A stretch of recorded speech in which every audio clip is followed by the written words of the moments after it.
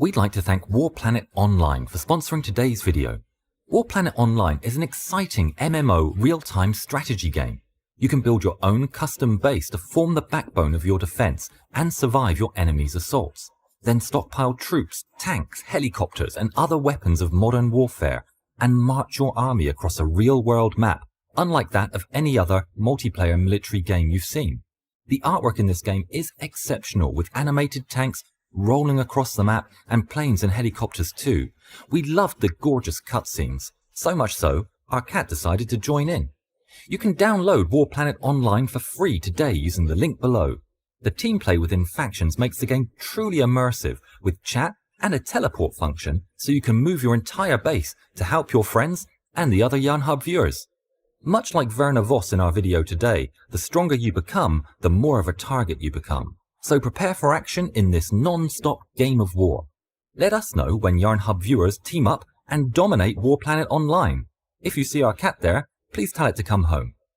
Please support the channel and download War Planet Online today for free using the link in the description.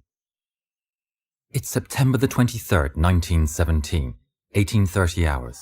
In the skies over West Flanders, Belgium, the evening silence is suddenly shattered by the arrival of 3 German planes. Flanked by 2 wingmen in false D-3 biplanes, 20-year-old German ace Werner Voss's triplane barrels towards his enemies.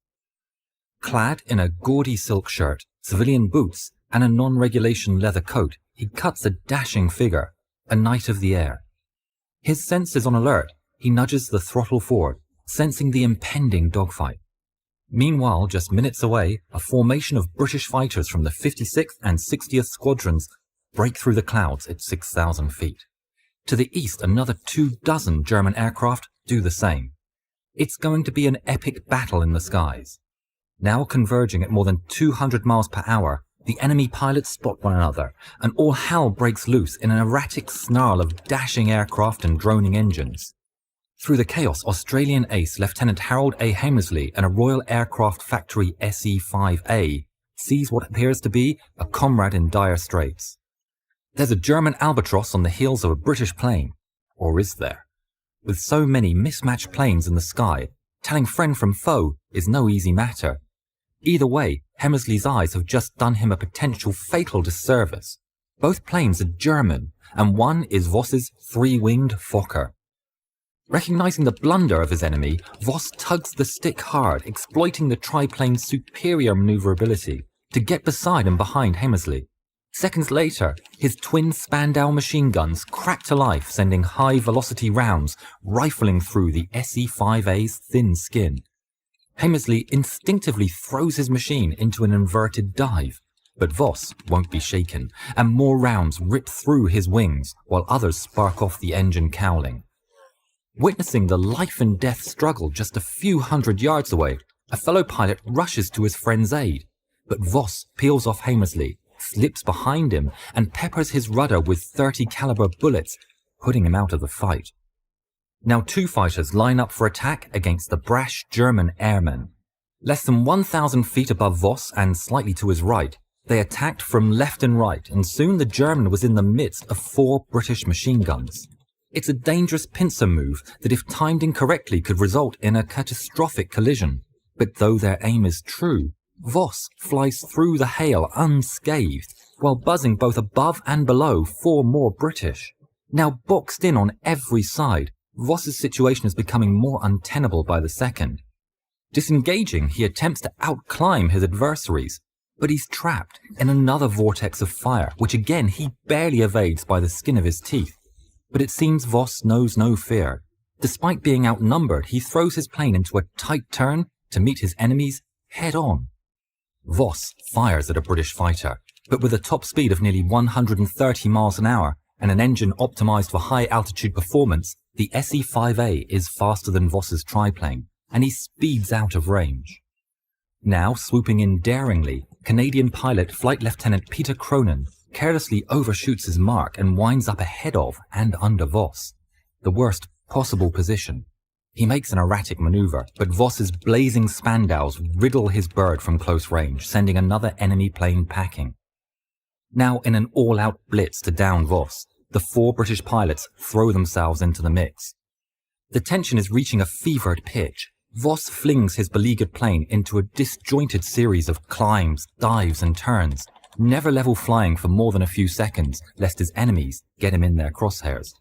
But though he has multiple chances to escape, and despite worsening odds, Voss stays in the game.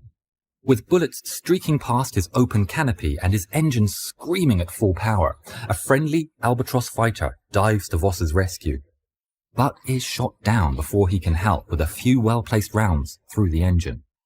Now spiraling down to just 2,000 feet, Voss continues to bob, weave and squeeze off bursts wherever he can in an unprecedented maneuver that wows his assailants. He intentionally throws the Fokker into a flat spin to get a bead on an English plane, miraculously never losing control.